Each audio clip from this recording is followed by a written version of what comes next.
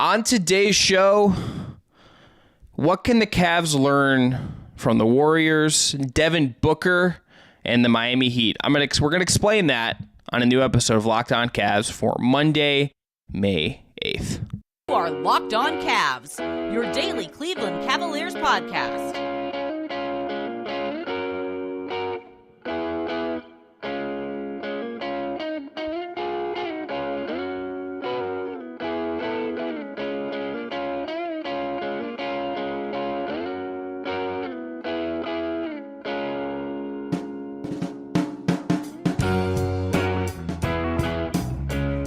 Today's episode is brought to you by PrizePicks. First-time users can receive a 100% instant deposit match up to $100 with the promo code LOCKEDON. That's PrizePicks.com, but that promo code is Locked On. I'm Chris Manning. I'm covering the Cavs from the NBA for places like SB Nation, Cleveland Magazine, the Just Basketball Show, Forbes, and more. The admin over there is Evan Dammarrell, the founder of independent site Down Euclid, which covers the entire Cleveland sports scene. Both of us are credentialed in there doing that stuff. As always, we have Jake Stevens producing. I want to thank you for making Locked On Cavs your first listen every day. Remember, we are free and available wherever you get your podcast and on YouTube, part of the Locked On Podcast Network, your team every day. We're going to get into our lessons here shortly, but we do need to open up the show with some somber news. Nick Gilbert, the son of Cavs owner Dan Gilbert, died at age 26. We do not know exactly the cause of death, but he had a lifelong battle with neurofibromatosis, which, according to the Mayo Clinic, causes non-cancerous tumors to grow on nerve pathways throughout the body. This is obviously a very public health battle Nick went through and his family went through. That last season's Cavs season was dedicated to Nick, with team employees like JB Bickerstaff and the PR team wearing bow tie pins. You may have seen both tie emblems on the players during warmups. The team, as it has not announced this yet. Cleveland Mayor Justin Gibb called him a Cleveland legend. The Detroit Mayor said something similar, and his feed, obviously, with the Gilberts, with a just strong connection to Detroit as well as Cleveland. In the Cavs lore, Nick will be the person who was there when the Cavs won the 2011 lottery to get Kyrie Irving, jumping way up to make that happen. And there again in 2013, when they picked Anthony Bennett. What's not to like is a iconic Cavs catchphrase. Regardless of, I think, what you think about the Gilberts and all of that stuff, this is a moment to be empathetic to Dan and his wife and Nick's siblings and the entire family. We will see, if more things are said by the team in the coming days, we will update you here and whatnot. But Nick Gilbert has died at age 26. It's hard. And as you had mentioned, him saying what's not to like when the Cavs got the first overall pick, which eventually became Kyrie Irving via the Los Angeles Clippers, was certainly emblematic of just that first post-LeBron era for the Cavs and just kind of what they were embarking and going through in just such unknown and uncharted waters.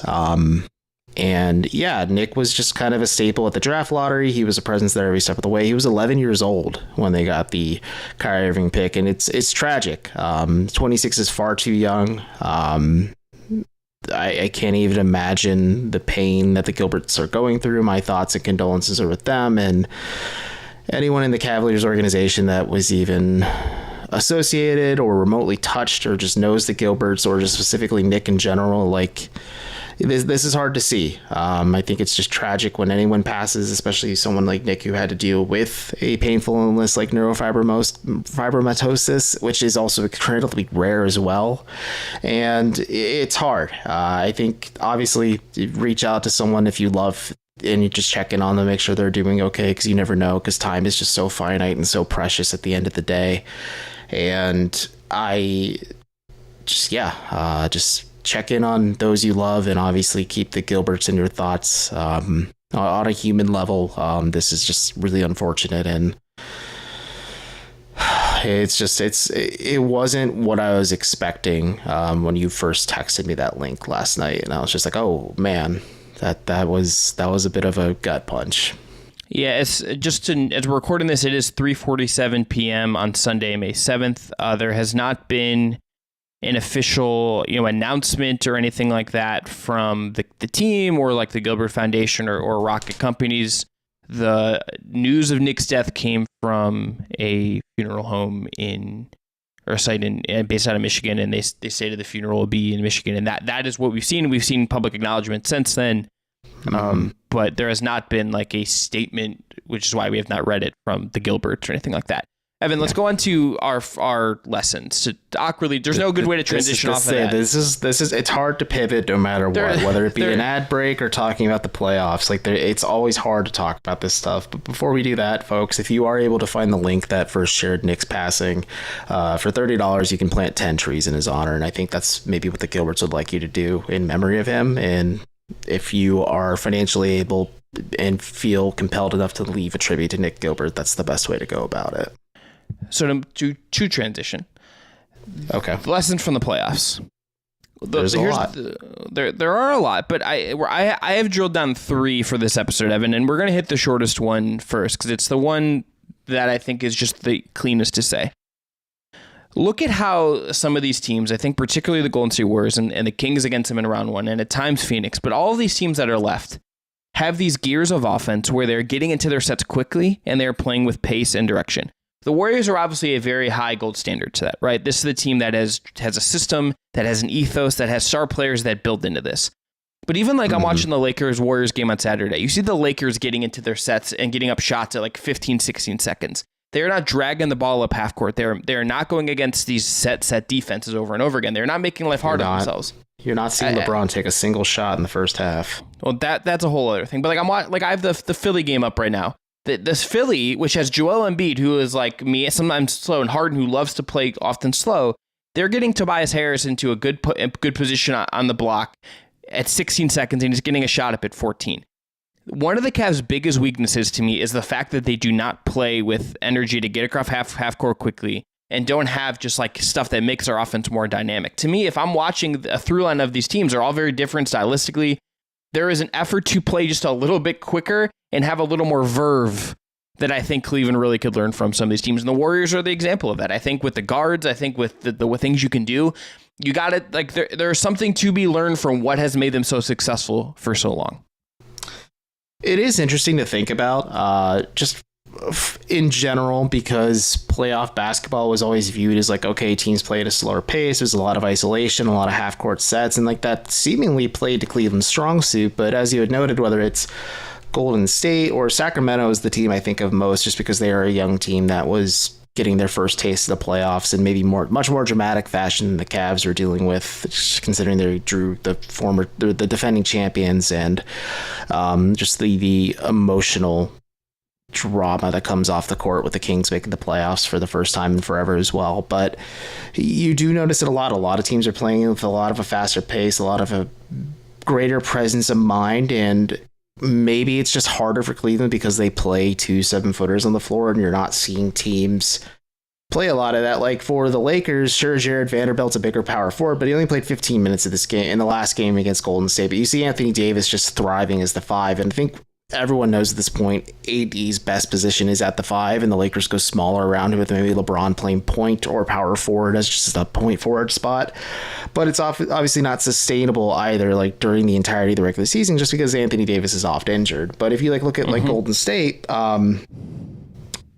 they start JaMychal Green in this game, but then they go with Draymond at the 5. Like, I think the Cavs just need to kind of find ways to go smaller to play with pace and space. I think they lack the personnel currently to do that as well, like just in terms of shooting, just that 3-point depth in general. But to your point, and I think the biggest thing about this episode is JP Bickerstaff stresses so more often than not that this is a copycat league and teams are taking examples of one another for everything. And I think the issue, or maybe the question that comes with a big man in the modern NBA in terms of just how everything is predicated on 3-point shooting, has changed quite a bit just in terms of playmaking or shooting as well. And I think Victor Wembanyama is just going to completely flip the script because he's such a unique prospect. But the Cavs can definitely play with a lot more pace, a lot more presence of mind, obviously play with a lot less of a vanilla offensive identity in general, which I think we'll dive more into on just a guy I've been keeping my eyes on, especially after he had like one of the most efficient playoff performances since Michael Jordan. But it's certainly telling that like a lot of these teams play a certain way and then they hit that second gear, whereas Cleveland never just hit that gear. Even New York hit it. And when we were doing the previews with either Gavin or Alex from Locked On Knicks, they said one of their biggest concerns with the Knicks was Tom Thibodeau teams historically don't have that second gear for when the playoffs come around. But the Knicks, at least against Cleveland, found a bit of that second gear and kind of just imposed their will on offense at times against the Cavs too. So it's going to be curious to see. Maybe it was the jitters, maybe it was the fear, maybe it's them not wanting it enough, as Isaac Okoro and Ricky Rubio said. But regardless, the Cavs need to find a bit of just like, okay, we shouldn't burn through all of our energy in the regular season because we're going to need more of it in the postseason, especially when we need to play with pace, space, or even need to go smaller at times. We'll talk about, I think, the personnel part of this. I think more than just the big. I think there are things the Cavs' best players could do that would, I think, unlock some things. We'll talk about that in relation to Devin Booker and Donovan Mitchell coming up here in a second. But first, got to tell you about today's sponsor, and that, of course, is PrizePicks. That's where first-time users can receive a 100% instant deposit match up to $100 to play. Pick 2 to 5 players, and if they go score more or less than their PrizePicks projections, you can win up to 10 times your money on any entry. There's no competing against other people. It is just you versus those projections available. PrizePicks offers projections on any sport you watch. This includes the NBA, the NFL, MLB, NHL, and many, many more. Entries can be made in 60 seconds or less. It is that easy, safe, and fast withdrawals from PrizePicks, which is great. Currently operational over 30 states and Canada. Download the PrizePicks app or go to prizepicks.com to sign up and play daily fantasy sports. First-time users can receive a 100% instant deposit match up to $100 with that promo code Locked On. If you deposit $100, PrizePicks will give you $100. If you deposit $50, PrizePicks will give you $50. Easy to work. Don't forget, enter that promo code Locked On at sign up for an instant deposit match up to $100. Thanks again for making Locked On Cavs your first listen every day. Every dayers are going to be back tomorrow. We're going to start diving into positions, and we're going to start with the point guards, what the group was, what they were not, all of that stuff. I want to remind you, too, that you can catch NBA games on SiriusXM with the SXM app. Just search whatever team you're looking for, and that includes the Cavs when they're in season and not eliminated from the playoffs.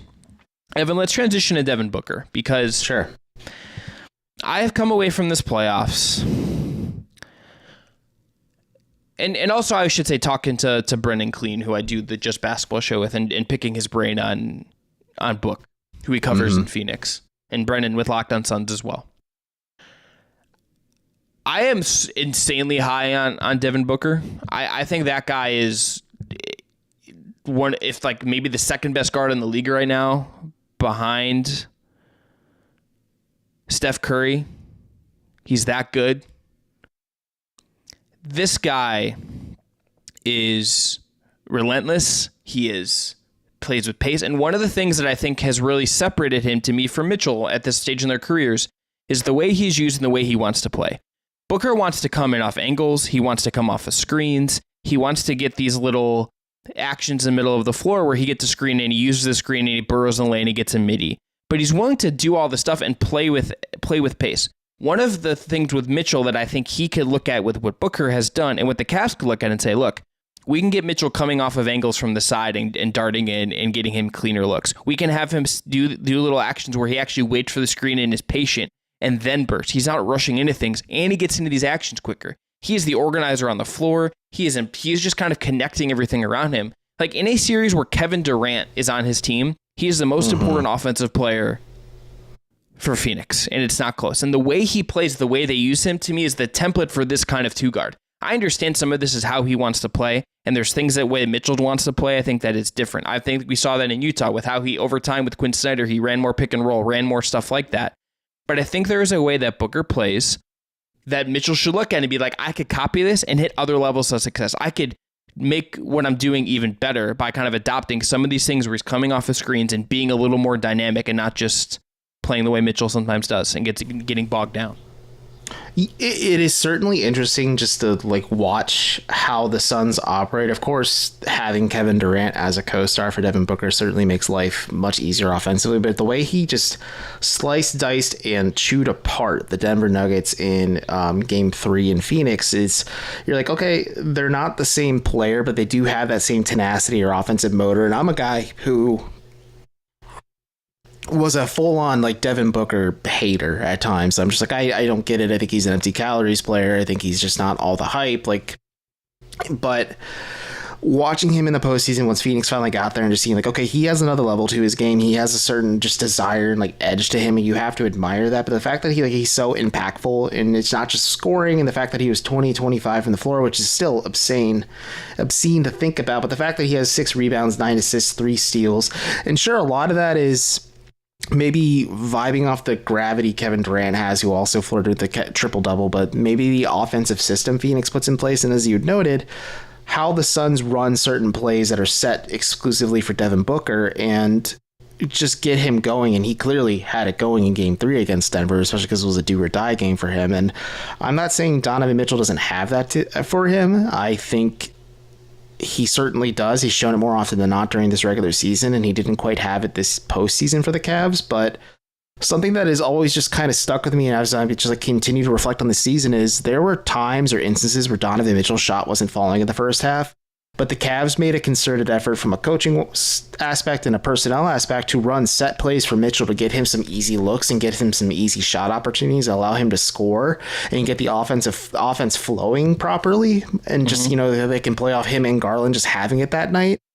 And they shied away from doing that against New York, and maybe it was the physicality. Maybe the Cavs were just trying to find an answer in general against the Knicks that were just hitting them with hit after hit after hit. But there's certainly a lot of things that the Cavs could, not obviously apples to apples, apply to what the Suns do with D-Book, but like there's some things they can do just to make life a heck of a lot easier and play off the ebbs and flows of how defenses have to defend a very, very difficult assignment between Mitchell and Garland. The other thing that I think Booker does that I think is maybe some of the fact that he played point guard early in his career and frankly has like been the best point guard on the team because of how Chris Paul has fallen off over time. He is very comfortable like being the guy at times to be the connector, and at times I think the ball stops with Mitchell and gets really bogged down. I think one of Mitchell's to me the biggest things for him in the playoffs was that stretch where he had that game where he had like 13 assists and Garland went off because he was just like, look, like this is my role. I think he has to lean into that kind of more willingly at times. Booker at times will like he's willingly like playing off of KD. Like I have a set right now where it's like, okay, KD's the lead action, but he swings it back to Book. Book can get into a midi. Like there are layers. He is like willing to like get himself set up or set up others in the context of making the offense better. Not saying that Mitchell doesn't want to do that, but it's just like a more organic part of Booker's game. He wants to play this way, and it makes the Suns better. And it's like he still goes at it. Like he has hit some great ISO drives in this game. He takes a bunch of threes that are just like off the dribble. He plays the ball in his hands a ton, but it's like this guy like just has like a style of how he wants to play offensively that I think does kind of feed into like a bigger empowerment thing. And with Mitchell, it's like it kind of feels like at times the Cavs got really reliant on Garland to be that guy for them a lot of the time. And I think the Cavs as a team, if it's a little more Mitchell and you get maybe a little more Garland scoring aggression, I think that would make them better. I think you watch how you have a lead heavy dominant guy like that. It's like, yes, you want him to go ISO, you want him to run pick and roll and score, but I think you need a little more of that gear turned the other way in the way Booker does it for Phoenix. And again, I'm watching him come across half court as I have the highlights up right now to watch myself. And like he dribbles into a step up, pull up 3 over Jamal Murray. Fine. Good with that shot when you're Devin Booker. He got it up at 17 seconds. He's not waiting until 11 seconds to get into action and relying on a short burst. Like, play faster. Your offense will be better if you play with tempo. And that goes hand in hand with the first segment as well. Just the Cavs don't have a tempo. They were one of, if not the slowest team in the regular season. This is their tempo. It is just slow. It's like watching Kevin Love, who I want to talk about in the last segment. Buddy, run. we are gonna talk about Kevin Love and the rebounding, and I can't wait. I am fired up. I'm looking up the pace for the playoffs this year. Oh, surprisingly, Cleveland was the third slowest team, with Philly being a step slower than them, and then Brooklyn being the slowest team overall. But the Cavs just have no pace. When you look at a team like the Kings, who were blitzingly fast, you have Golden State, Milwaukee, for what it's worth, played really quickly, and then like the Lakers, as Chris had said, have adapted. And then like the Suns are right in the middle of things, just at like that 9-10 spot, because it's a bit of a toss-up between them and the Heat in terms of pace. So the Suns, or maybe like obviously the Cavs don't need to play like a frenetic like blitzkrieg pace every single offensive possession. Like there's obviously good to have column A, column B, and slow things down and maybe regulate yourself. But as Chris said, don't be so slow getting into your sets, or maybe don't be so slow in getting across the half court line, so that you can just, in Devin Booker's case, maybe it was a bit of a heat check, but like he was feeling himself clearly at that point when he made that 3-pointer. But also, like, that's a huge momentum shifter for your team, because like that will rattle an opposing defense so quickly, because like, man, we cannot defend this guy. And then you just, like, as I like to call it with LeBron, like an FU 3-pointer, like that completely just takes the wind out of the opponent's sails entirely. And the Cavs lacked that edge, and I think pace and just maybe using Donovan Mitchell a little bit more creatively was a lacking aspect for Cleveland. Look, I think there is something to be said that like you have guards who do want to play a little slower, and if you want to trust them to do that, I'm cool with that. But I think at times, like, you got to have Darius push. And I think there's something to be said of like, hey, if you can get Evan Mobley rebounds and go, you got to take advantage of it. Like there's just, and Mitchell, if he gets rebound, should just be going. And I'm going to say something positive about Cedi Osman to wrap this up. One of the pluses of Cedi Osman, and I think Isaac Okoro as well, is those guys like to go and like they like to push. And it's like, you got to, I think, lean into that more than Cleveland did. I want to remind you, everydayers, thank you for listening to Locked On Cavs as your first listen every day. Again, we'll be back tomorrow breaking down the point guards and what that position was, including Darius Garland, but also Rubio, Hal Neto. We'll see what that looks like. All right, we're going to finish up today talking about rebounding. And Evan, this is the last time I'm going to say this, because I tweeted this and I made the mistake of tweeting, and it got people like very mad at me. Just going to say it again. Cavs fans getting sensitive about the Cavs messed up anything. With Kevin Love. The Cavs messed up with Kevin Love. Big time. I'm watching this Heat series, and Kevin Love is like providing a matchup problem for Mitchell Robinson, in that he's pulling Mitchell Robinson out of the paint, even when he doesn't hit threes like he did in Game 3. He is boxing out. He is contributing assists on outlet passes. Classic Kevin Love stuff. And he knows how to play, and he knows how to be physical. And you pair that with a game plan from Miami, who do have the best coach in the league, and the coaching advantage in that series has flipped from being a Tibbs advantage in round 1 against Cleveland to a massive advantage the other way, Spo over Tibbs. That has just happened, and that's just the reality of the coaching situations. Kevin Love is like just helping him, and Bam are just setting a physicality and a tone with the rebound. And Kevin Love had this quote that in a piece from The Athletic that Mike Vorkunov wrote that I'm going to read, that has stuck out to me like just beamed into my brain in terms of I just can't stop thinking about it. If you send guys to the glass, if we can actually rebound and get the ball out, then you lose the offensive rebounding for them, and that's been just such a huge luxury for them because they're great at it. I mean, they have their bigs offensively, offensive rebounding in a major way, but then you have guys like Hart who are going in there and getting maybe 10 plus rebounds and 4 or 5 offensive rebounds. Any way we can keep them from the offensive glass and it becomes a possession game, we feel like it's a luxury for us. That is the model of what Cleveland like could have done, and like some of this is personnel. Like their bigs were not good enough rebounding and weren't up for it physically. Dean Wade like just has not worked out as the Kevin Love replacement. But it's just like you watch what Kevin Love's doing, and it's like, dang, that guy would have like. I don't think that wins you the series necessarily, but it would have helped you. Yeah, it would have helped you a lot. I think more than anything, Donovan Mitchell was the most seasoned player who played on a consistent basis for the Cavs in the playoffs. But you have, sure, LeVert and Allen have some experience. Darius Garland had none, though. Isaac Okoro had none, then was relegated to the bench and just completely out of the rotation entirely.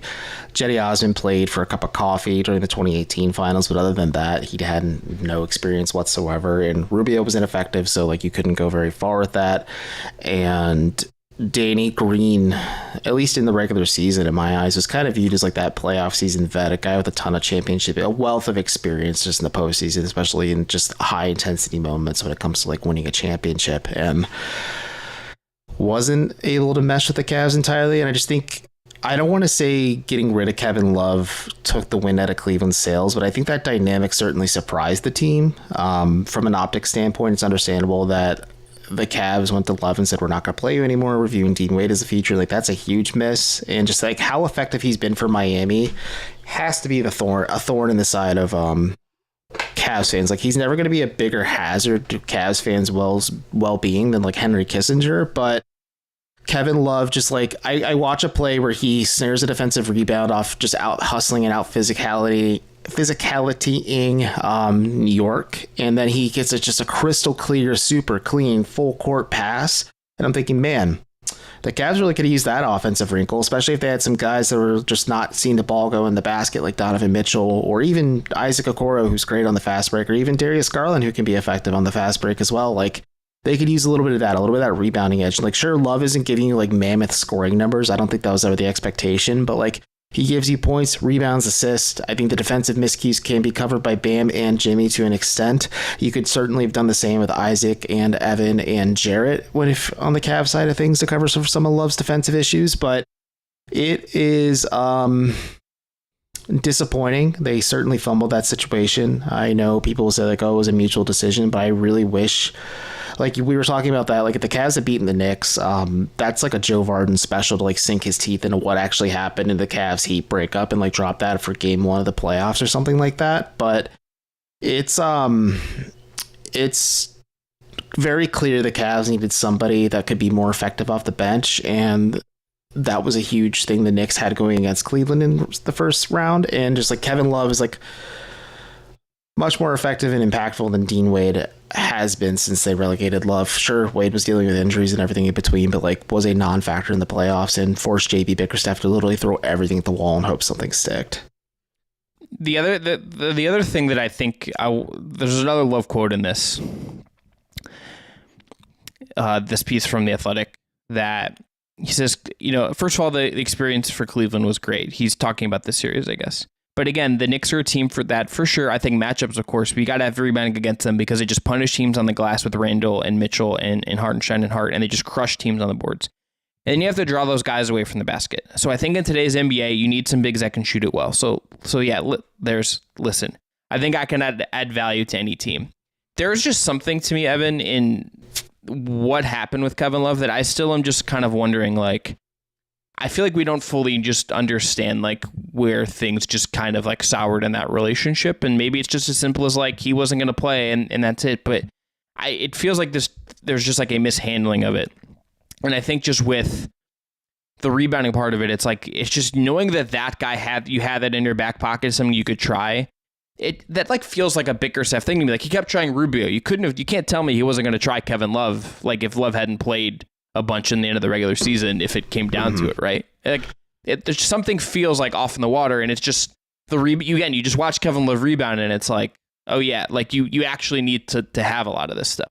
Yeah, especially just from a spacing component too, and just like he can be that secondary rebounder, especially if Allen is getting worked by Robinson a little bit. At least Love is an extra big body you can throw at like Mitchell Robinson or Julius Randle, and the spacing aspect too is just so big on offense because sure, his shot wasn't falling for the Cavs. Maybe a lot of that was the thumb injury at the time, and he's not, like I said, putting up a ton of numbers for the Heat right now, but opposing defenses have to respect Kevin Love on the perimeter because he can't hurt you from there regardless of if the shot is falling or not, because it's a gamble. Like it can go in or can not. And to your point, like people like, oh, Kevin Love would have been a huge defensive liability against the Knicks just in terms of just how good New York is offensively. He hasn't been.